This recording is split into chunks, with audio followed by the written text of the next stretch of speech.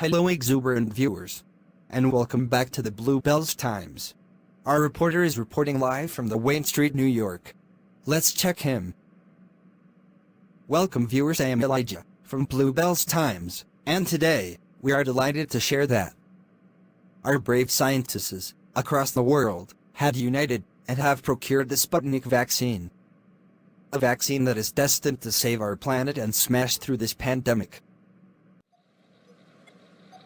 Hello, I am Joe, one of the creators of the said Sputnik vaccine. Phew. That was an arduous run. But the best point was that the whole world came together to help each other in this crisis.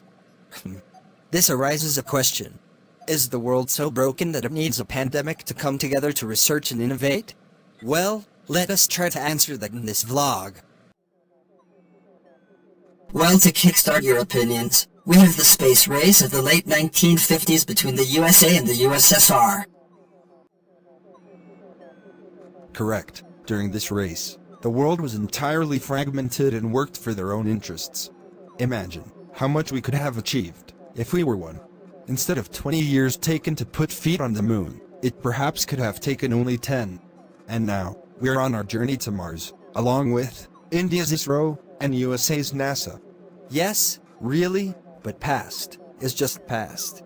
Oh, wait! We have reached in Mars orbit. Guys, hold on. Fasten your spacesuits. Ooh, yeah! Done. Aren't you excited? Yes. Let us head to it. However, remember that our beliefs cannot be made such arbitrarily as it is not viable for the modern days. If the best actor can change from Dev Anand in the 1950s to Akshay Kumar now, we can say that time has changed. Do not believe me? Then check out the world, but before the pandemic. Before this unsolicited state, the workspace was vast. A grand misconception is that working was restricted to the four walls of the cubicle. But it wasn't. With the advent of computer networking, video conferencing, and our own Google and Wikipedia, workflow had become continuous with information and resources streaming in from everywhere. But these platforms also propagated different people around the world to connect with each other and work on a real-time basis. The same goes with schools. Incorporation of tech like desktops and touch-adaptive projector screens made learning a better process. Technology had also connected teachers, students, and schools over large distances. Who said that the world was not together? I, for one, think that the world was woven together with the threads of machinery and automation. Doctors could learn new forms of medical treatment, research, and collaborate on science topics via Skype and whatnot. If you really see the big picture, then you will see that no matter how many political or economic disputes be there between people, at the end of the day, you cannot say that we are separate and inaccessible to each other. This seems good, but, to further our beliefs on the topic, let's have a look at the world during the pandemic. When we see the world after the outbreak, it was much different. With social distancing and cut off from the entire world, it seemed that daily routine would come to a halt and one would waste away in front of a screen. Huge offices were shifted entirely to just a Wi-Fi router and a laptop. But, now it was easier to book up appointments, host meetings and connect with others.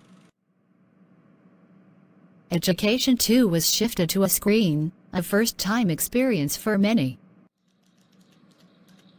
Zoom, Microsoft Teams, Google Meets etc. began to be widely used and many people believed these platforms to be revolutionary.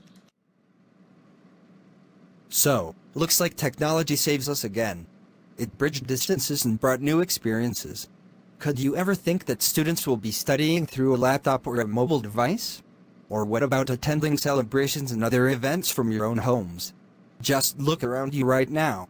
Your friend or a far relative is just a click away. So we can clearly understand that human beings are members of a whole, in the creation of one essence and soul. If one member is afflicted with pain, other members uneasy will remain.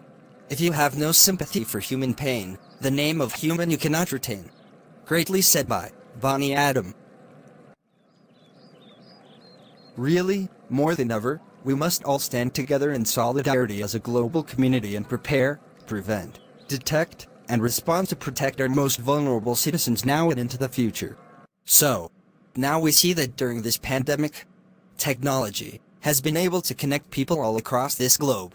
But what we oversee is that all these services were present beforehand, but this pandemic taught us its ultimate use.